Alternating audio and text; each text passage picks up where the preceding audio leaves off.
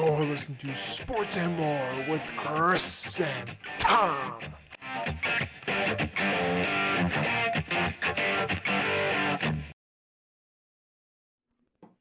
Welcome back. It's the guys with the faces for radio and the voices for a silent movie. This is Sports and More with Chris and Thom. I am Chris and I love football. Yes, he does. And I am Thom and I love football. And Chris, before we get into football, I have a question for you. Yeah. Okay. Uh-huh. This is later on in another recording. We're going to talk about making some selections, top choices, if you will. Uh-huh. So your number one draft pick here. You have to share an office with one of the following people. It's got to be one. Is it from the office, So, people?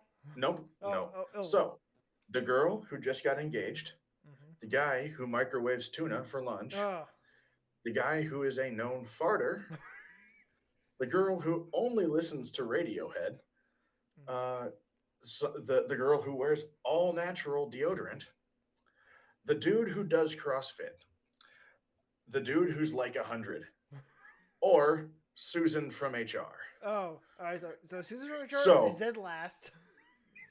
Is HR. All right, so you got engaged, tuna, farts, Radiohead, take out tuna. Deodorant, I can't I was smell. like, no, take out tuna. I'm not doing tuna. No, take no out tuna. Take out the natural deodorant. It's like, all right, how about we smell a little nice in the office, people? Right. All right, so What about the CrossFit douche? I've never dealt with one, but I've heard they're annoying, so I'm gonna take him out. just by the interaction you've had from other people who've interacted with them. Okay. I take out the guy who's 100. I'll leave in my top three because the guy who's 100 has some stories, and he's probably sleeping. Right. He's probably sleeping too. He's probably sleeping. You could probably like connect with him on some level, or like you relate to his grandson. Right. So as long as he's cool with his grandson, right. So you got Radiohead, farter, and just the girl who just got engaged and is super duper excited about it. All right, so I've dealt with no, I haven't. I've dealt with after the engagement. They just got married, so that I've dealt with. Which I'm okay with that. I that level I'm fine with. I might go with the guy who farts. In all honesty, I don't mind the known farter. So like he's notorious. Hey. I've been there. I don't have a sense of smell with that kind of stuff. It will not bother me one bit. Okay, all right. That is an interesting pick. It's a no problem for the rest of the office, not me. Right. Well, and hey, maybe around the office you'll get some sympathy because you're sitting with the known farter. Like, hey, man, lunch is on us. You got to deal with Kevin today. All right. So I might go with the guy who's 100 because, like what you said, he's maybe he's got some stories. Maybe he doesn't, but he's got more of a chance than anyone else. Now, if he doesn't have stories, and he's like the guy Jerry was taking care of on the episode of Seinfeld where they were taking care of old people, it'll be painful. I think any one of these could at any point become super painful. So had to start us off with something a little bit different because the rest of this episode is going to be football. Because as many of you know, the NFL draft is set to begin Thursday, April 28th. That is this coming Thursday in Vegas, baby. And will continue through Saturday, April 30th. Yep. Now, every year, there's always some drama taking place with what the draft experts, and we always put experts in quotes because usually we have more expertise than the folks that are the talking heads on TV. I might add that we were 4 for 5 of our top 5 picks last year for who went to what team. So I'm just saying, I don't know a whole lot of the talking heads who didn't try to say, oh, no, those guys should have gone somewhere else. So we got it right. In all reality, the only one we picked differently was like the number 3 guy. We went Trey Lance because I got news from source says who had source says that it was Trey Lance. Yeah, that would be the Pat McAfee show. If you guys aren't getting the sources, exactly. I watched the Pat McAfee show. We've made that reference multiple times. But these experts are always breaking down just about every millisecond of film and tweet from the time that these guys were 11 years old, and tweet from insiders that are posting everything on what they are hearing inside the locker room or Yeah. inside the clubhouse or inside the front office. None of them are actually there. Well, not to mention that the fate of truly billion-dollar Yes. organizations is at stake, and really the answer to all the problems of every billion-dollar organization naturally is a 22-year-old kid, um, Or 21-year-old. or 21 or 20, or whatever. 27 if you're Brandon Whedon. Exactly. So, with all that being said, we're going to give you the top storylines and our first 5 draft picks for the first round. So, please note that these are not our top 5 draft Yeah, prospects those are because different. the top 5 best available or anything like that. It's who we actually think these Right. teams will end up with because the top 5 best players aren't necessarily the needs that these teams have. So, keep that in mind as we're going through there. And when this is all said and done, we'd like to see in the comment section here and on Facebook or wherever you're at your top 5, or not top 5, your top 5 picks, Yeah. and who you why you think our picks might be different or your picks might be different than ours, and why X, Y, or Z guy might be a better fit for that organization. So, without further ado, Chris, some NFL All storylines. right, so I'll save some quotes I have for you guys for when we get to our draft pick section. I've had some good quotes from the Pat McAfee show that I love because he's just Pat being crazy. So the first storyline is, who the heck are the Jags drafting first overall? Last year they were drafting Trevor Lawrence. We all knew that. There Oh was yeah, no question about no that. doubt, There's no no doubt. doubt. They said, well, we don't know who we're drafting. And we all said, bull stick. We know who you're drafting. We're done here. This year, no one knows. Ian Rappaport on the Pat McAfee show said that they're split between 4 players right now. They are Trayvon Walker, defensive lineman from Georgia, who's been flying up draft boards all draft season. Aiden Hutchinson, who's been typically considered the best draft pick in this draft class. Ike Ekwan, who's considered a 1A, 1B at offensive tackle from NC State, and Evan Neal, the tackle from Alabama. Again, 1A, 1B with Ike Iguanu. Depending on if you want Iguanu, who's healthier and more physical freak, or Neal, who's when he was healthy, is the best tackle technical wise coming out of college. So no one knows what's Agreed. going on. Tom, I don't know if you have any idea if you've paid attention to the draft as much as I have, but no one knows anything coming out of Jacksonville right now. That's generally the consensus that I have had from pretty much every source that I could find, is that you're getting a mixed signal Yeah. as far, and maybe that's by design coming out of Jacksonville so that they are not as predictable. Because last year they tried to sound unpredictable, but everybody's like, "You're lying through your teeth. Trevor Lawrence is on the board. You're taking him." Sure. This year, they may be trying to just be a little bit more secretive because they can. But all that being said, I mean, all 4 of these options do fill the need. They need offensive help and they need defensive help up front. I think either way they're going to fulfill a need. Mm-hmm. I would personally, you got to have some more protection for Lawrence to get time to be able to do some things. So I would go offense, um, but the defense has to produce. And so, I mean, I see them as equal needs at this point. So, and that's generally what I've been finding from Yeah. just about everywhere else. I trust the Pat McAfee show for a lot of this stuff, and so that's generally what we like to go with.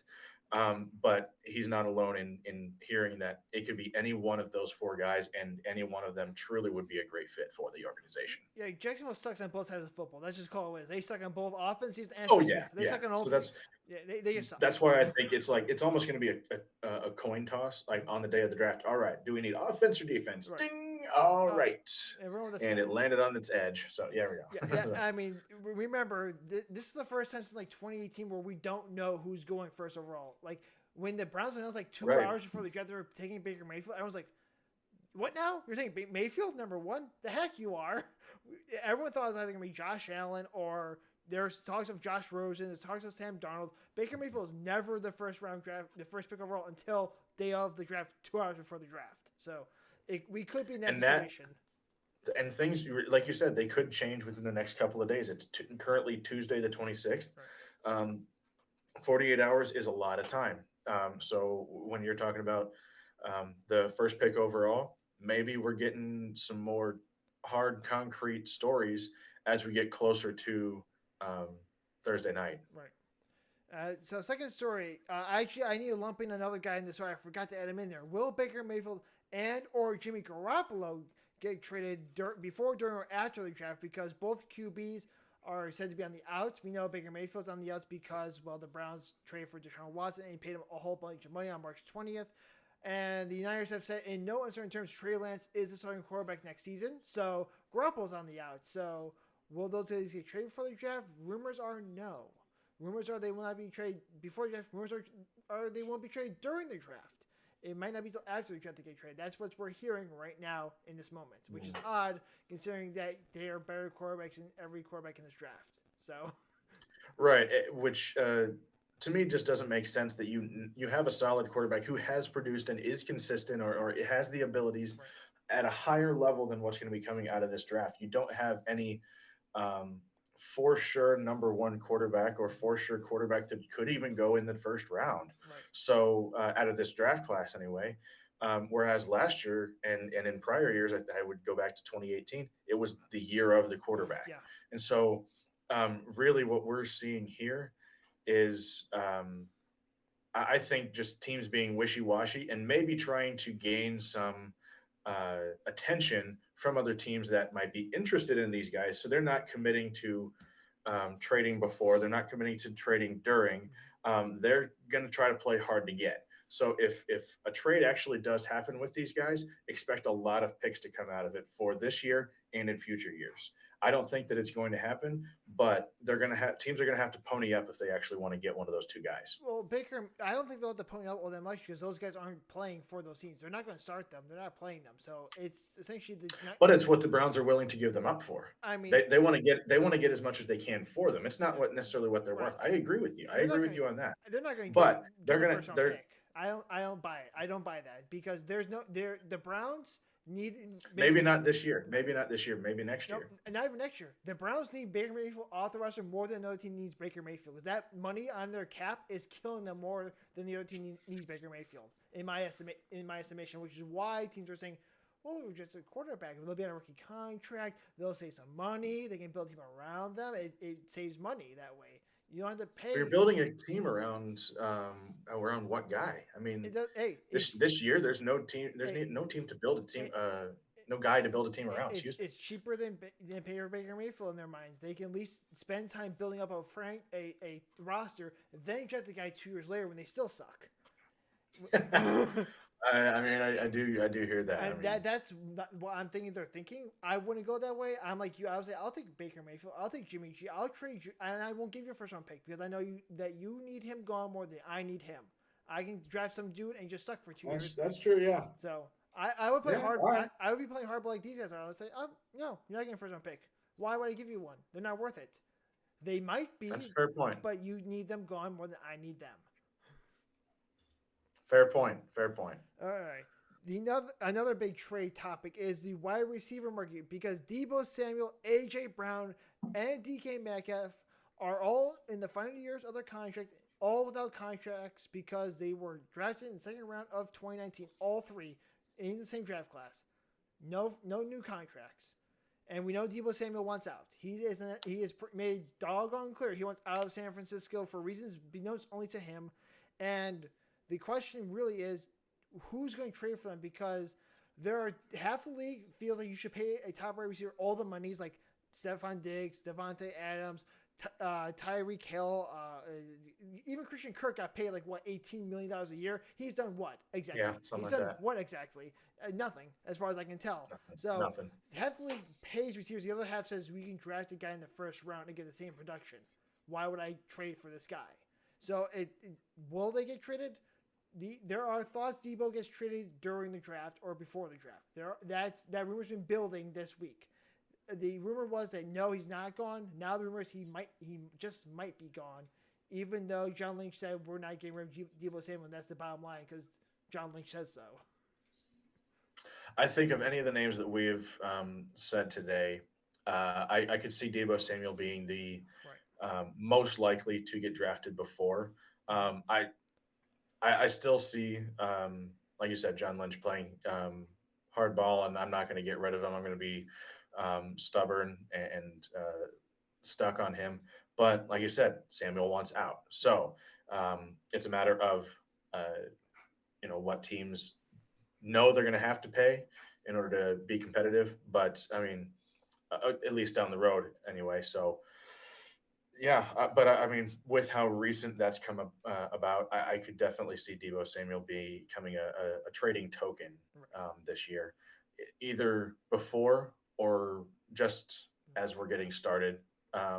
Maybe not a first round worth a first round Right. pick, but being traded in the first round or timing wise that first day, I could see him becoming a chip early on for later draft picks or leading into next year. Yeah, the rumor is that I think that the market they're thinking is like a second round draft pick because I know the Rich Eisen show said if the Jets trade the 10th overall pick and take Debo Samuel, I'll do that. That's a better draft pick than any of these guys coming out of the draft at receiver. But and I think Tom Pelissero on the Rich Eisen show, who's an NFL draft expert, said, well, really, Debo Samuel is not worth it. No receiver's been traded for a top 10 pick ever, even this year. So it's like might be a reach. So it would be overpaying him, but it's like, well, you get Debo Samuel, who's a Pro Bowl receiver. You get a known quantity. It might be an overpay, but not by that much.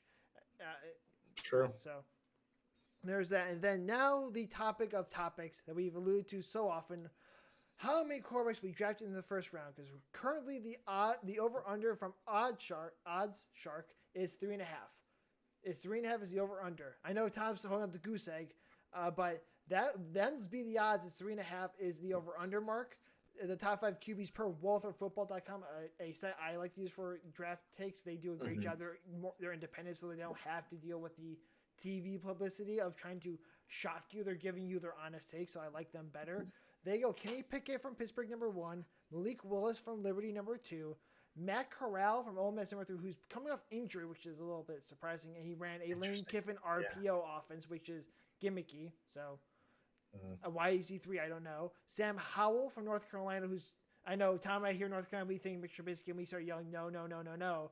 But Sam Howell can actually throw a deep ball. He has 2 years of starting experience, and his coach even said last year his numbers were bad because the team just sucked around him. So he's like, the team was just bad. Yeah.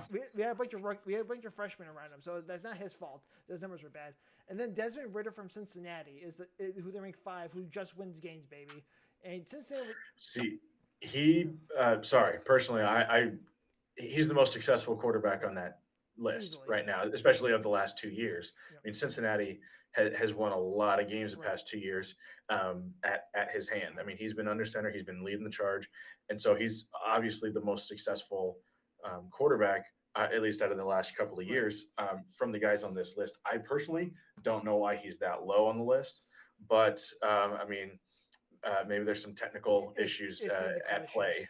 It's the So accuracy issues and deep ball issue. They don't think he has the deep ball accuracy. They don't think he has the arm issue. But Alec Pierce was a deep ball threat who could catch the jump ball almost better than anyone. But that's the rumor I've noticed is that his arm isn't up there with Willis or Howell, and he's not as accurate as Pickett or Corral. Which Corral, sure, again, I say he ran RPOs. He was throwing 5-yard slant routes. If you can't hit a it's 5 yard easy to be slant, accurate right? inside five If you yards. can't hit a 5 yard slant route, guess where your butt is? Not in the NFL. You're in the USFL. As a backup, as a backup Yeah, holder. yeah, That's what you're. I mean, yeah, I can see all of that, and I mean, I'm sure if I got to look at tape for a living, I would notice tendencies. But something that Ritter I think brings to the table as well is a little bit more mobility, right. and certainly that's something that NFL teams are valuing more in this day and age. So absolutely needs to be brought into play. And this is coming from a guy who doesn't really like mobile quarterbacks. Yeah, I like the traditional in the pocket, accurate, deep yeah, ball, big arm, but can get it done on the right. ground to scramble if he needs to. Not a guy that who uses his legs as a crutch. Yeah, So I agree. that's something that I mean I could see how all the technical stuff really does come into play and how it drops him down. But I think, I mean, coming from one source, there might be a team if it gets to that later point in the draft, or even in the second round, if we haven't had a QB, Ritter might jump up to inside the top three, depending on who comes up and at what point in the late first or second round. I would agree with that. Right now, the everything hinges on Carolina at 6 because Carolina has the sixth overall pick and no pick until the fourth round. So if they need a quarterback, they have to take them now, unless they manage to trade back in the first round. They're going to have to go at 6 and either take a quarterback or they don't, or they have to trade for one with the Browns or the Niners because the rumors are they're going Kenny Pickett if they take a quarterback. That's what's been floating out there. And Pittsburgh's enamored with Malik Willis, but I think that's because they think Pickett will be gone by the time they draft like 16. Because Pickett's in their backyard, they get to go to watch his practices because they share a facility with the University of Pittsburgh. So it all depends, in my opinion, on Carolina. If Carolina drafts a quarterback, we'll see 3 quarterbacks go in the first round, maybe 4. If they don't, I would say 1, maybe 2, maybe 2. That's no more than 2. But I think you're right that Carolina, because if they take one, then everyone now is thinking, all right, quarterbacks are going to go quickly, so we got to grab one while we can. Right. So, but if they don't, they know, all right, the team that really needed one didn't get theirs first round. We're going to have an opportunity later on in the second round. So, yeah, I agree with you. No more than 2. I would really just hedge on 1 that if Carolina does not take a QB, if they do, we're going to see 3. Yep, I would agree with that. But it's the extra but year of there is a definite possibility of it being no quarterbacks. Right. Oh yeah, thank you for playing into that. I got some stats for you guys. You guys will love because the last time a QB wasn't drafted in the top 15 in the draft was 2013. Tom, do you know who that QB was in 2013? Who was it? EJ Manuel. That was the top of the draft. Was EJ Manuel. That draft was bad. A QB. So if a QB doesn't go in the top 15, it's a bad draft. If we're comparing to that, I mean, most people watching the show are going to be like, "Who's EJ Manuel?" And that's the point. And that's the point. He was a backup quarterback for the Bills for his entire career, and a backup quarterback in the in the XFL. Also, last time a quarterback wasn't taken in the top 25 was 1997. You will not know who this guy is. I don't know who this guy is until it was given to me. His name is Jim Drunken Miller. Yes, his last name was Drunken Miller. Wait, the whole name was Drunken Miller, yes. That was his last name. I started laughing like, there's no way. I looked up, it's actually his last name was Drunken Miller. Was it Wikipedia? It was actually NFL News. It was actually Rich Eisen show.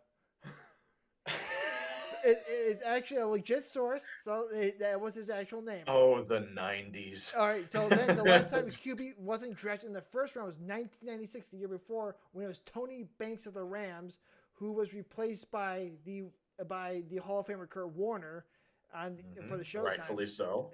And then the latest QB has ever been picked was pick 76 in 1988. Tom, you have no idea who this guy is? His name is Chris Chandler. He quarterbacked the Falcons in the Super Bowl in 1998. So 10 years later, he was in the Super Bowl. I mean, clearly he got where he needed to be, but I mean, this is those names. That's how bad that is, though. That it's like, all right, we didn't recognize a single one of those names, and it's because there wasn't they weren't a top pick. No. They didn't become a starter or really a huge household name at all. Because to me, there's a reason they weren't drafted higher. Yeah. So if we don't see someone go top 15, oh boy, it's gonna be a bad draft class. And now it's not in good company. We'll say that. Manual. J. Manual. Don't worry if you said who, because I had to take a second. I was like, wait, what? The guy who started QB for Jameis Winston at Florida State. Yes, that guy. Grab legs. All right. Oh man. And there is a Kurt Warner story out there for Bears fans that will make us cringe. Kurt Warner was invited to try out for the Bears, but he had just come back from his honeymoon or vacation or something and had gotten a spider bite and had to go get the infection checked out, and so he missed his tryout. And then the next week, got a call from the Rams. Yeah. So there's my little Kurt Warner story. Yeah. In a nutshell, there's a lot more details than that. But who we just talked about was Rams Hall of Famer. Could have actually been a Bears Hall of Famer, Yeah, but he wouldn't have been. The Bears suck an offense, so he would have sucked with the Bears. That's just my 2 cents. would have had a chance, man. Let me have this No, one. no, it's the Bears. All right, shut up. We're moving on. All right.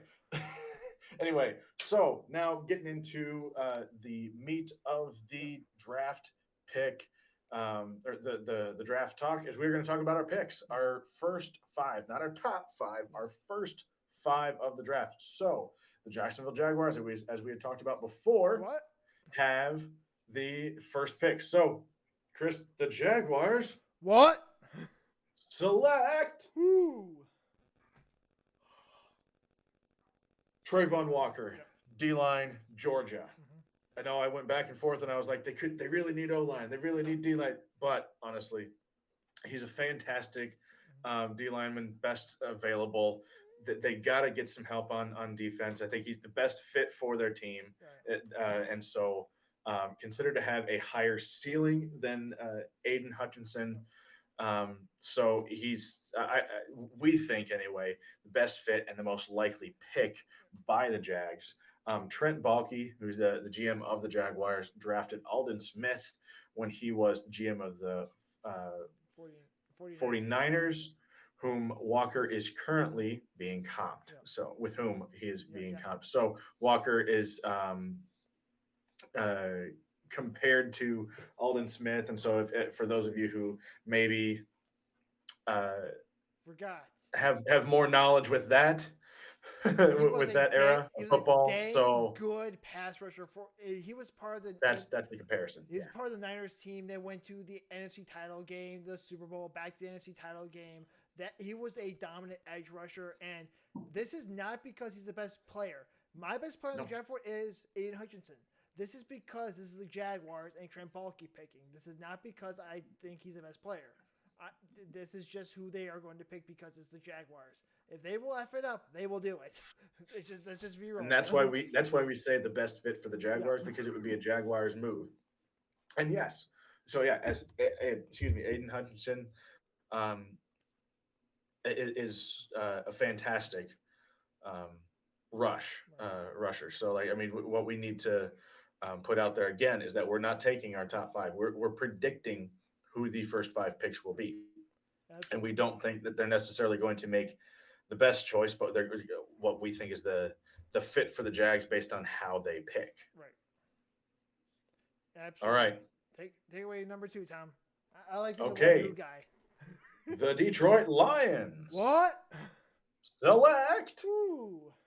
Surprise, surprise. Aiden Hutchinson, edge from Michigan. So again, we're saying if he doesn't go number 1, he's going to get picked up number 2. Because the Lions pray to God and say thank you for the Jaguars picking first overall. We got the best player in the draft.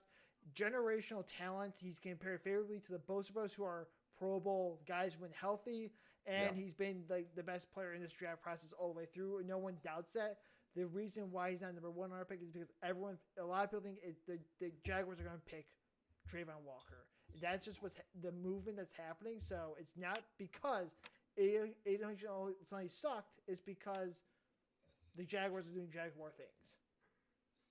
Right. And so when we talked, what we just said is the best pick for the Jaguars is because we know how the Jaguars pick. Mm-hmm. The best pick to take would be Aiden Hutchinson. But the Jags will do Jags things, and so the Lions will swoop in and pick him up. Absolutely. So that's where we're at. So at the number 3 pick, the Houston Texans. What? Select. Ooh. I lost my notes. Jermaine Johnson, edge from Florida State. This one was a tough one, guys. I know I didn't tell them who I think is going to go because this is just what I'm hearing from I've read like 10 mock drafts, so I'm just trying to compilate and try to go with people I know, and this is where their people are leaning towards because Lovie Smith is the Texans head coach. Yes, Lovie Smith, defensive-minded guy, wants to get and rush the quarterback, and yes, Kayvon Thibodeau is still on the draft board. He's usually considered to be more talented than Jermaine Johnson, but Jermaine Johnson doesn't have the personality quirks of Kayvon Thibodeau, who just does his own thing and sometimes looks to take plays off on defense. And Lovie Smith is not about taking plays off on defense. He is that. There's one thing we know about Lovie Smith as Bears fans: defense has to go silent and chase the ball at all times, and that's not Kayvon Thibodeau's strong suit. So.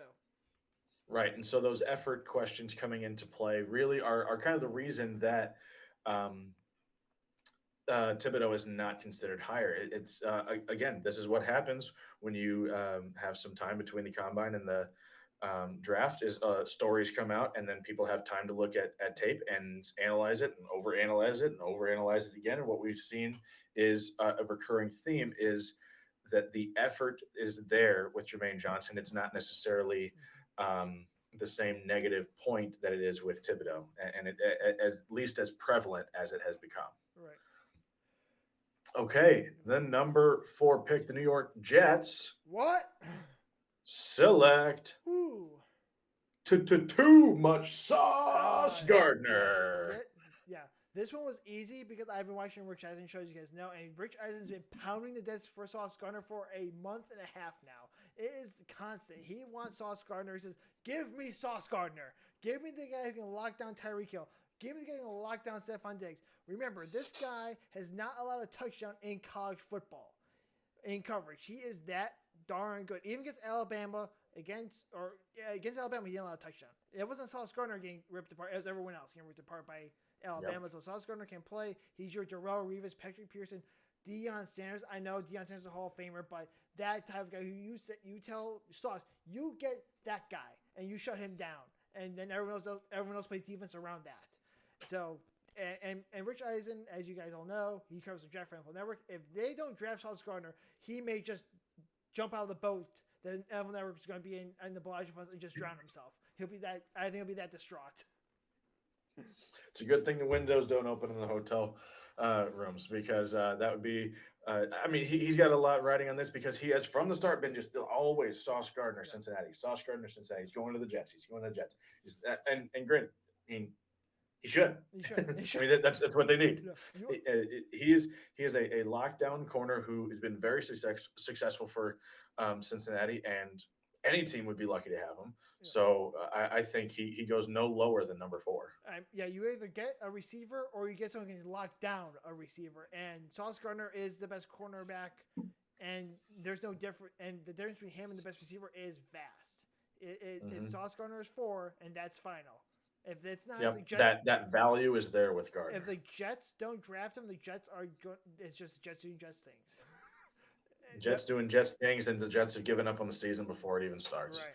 I mean, this is a chance for them to actually add a really, really solid defensive weapon. Yeah. If they don't even take an opportunity to do so, they're putting themselves behind the 8 ball before they start. So, number 4, New York Jets taking Sauce Gardner, corner out of Cincinnati. Yep. And number 5, the New York Giants. What?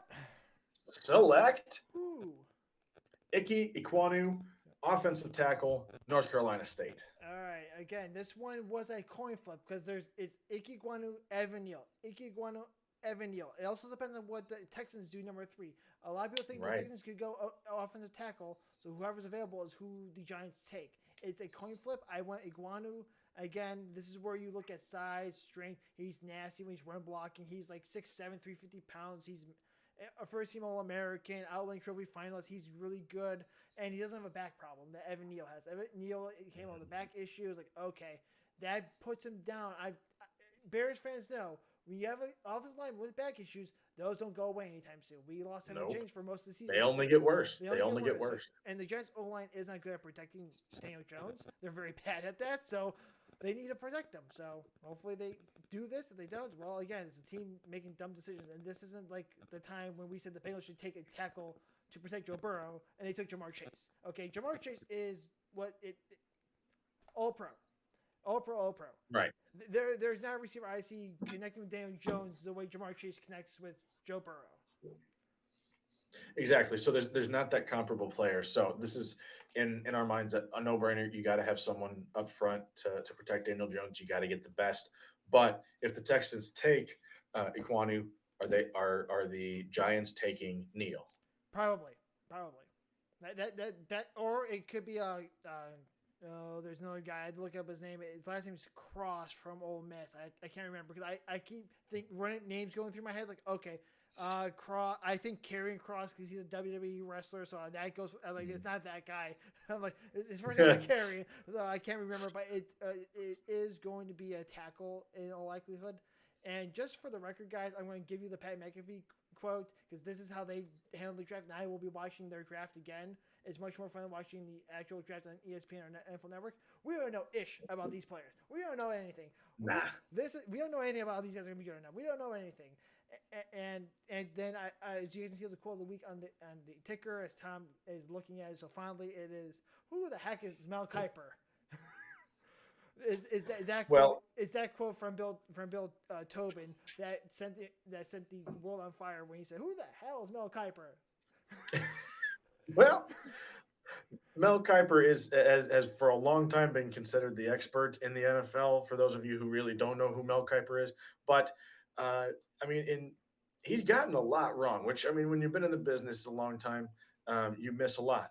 But I mean, there have been years where he's been off the mark entirely. So I mean, I still like hearing where he's at just to be able to compare myself and our show to it, and just to think, 2 years ago today or this week, I guess draft week, 2020, you and I were streaming this draft, and this was the draft that was broadcast from the basement of Roger Goodell's home.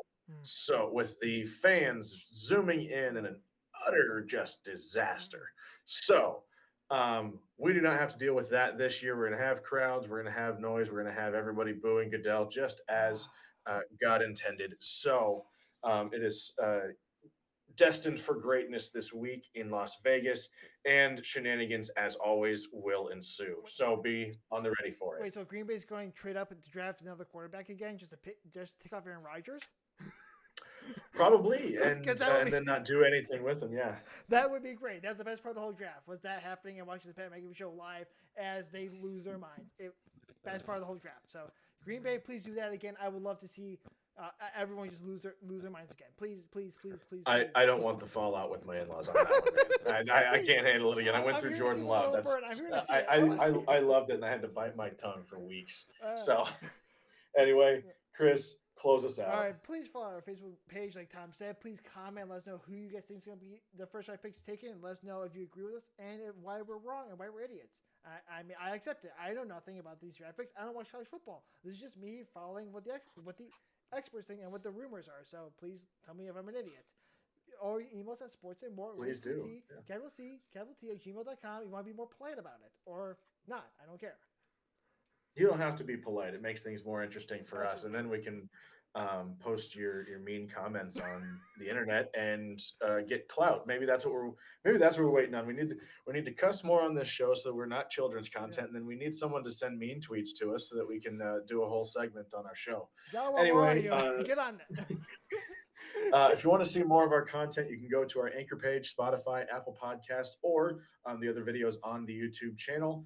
To download this one or any future episode that we create. All of our old stuff is on the podcast sites, and most of our stuff that we have done in the past about almost a year is on is on the YouTube channel. So give it a like and subscribe to that channel if you can. Follow us on all the podcast sites. You can on Apple Podcast and Spotify, and so you will actually get updated episodes when they come out, the first thing that they do. So you know where they're at. Go ahead and do it.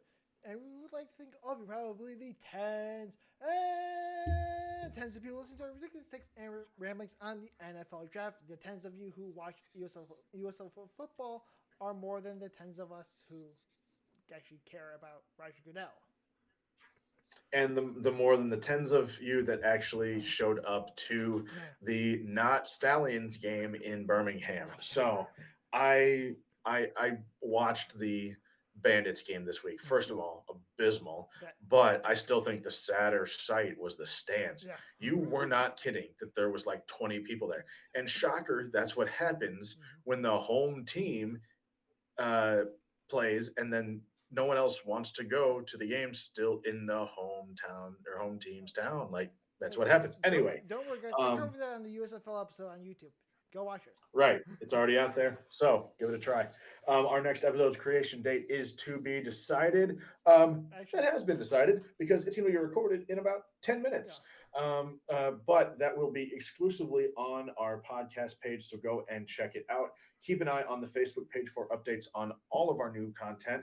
But until then, as always, stay safe, stay healthy, and above all, stay free.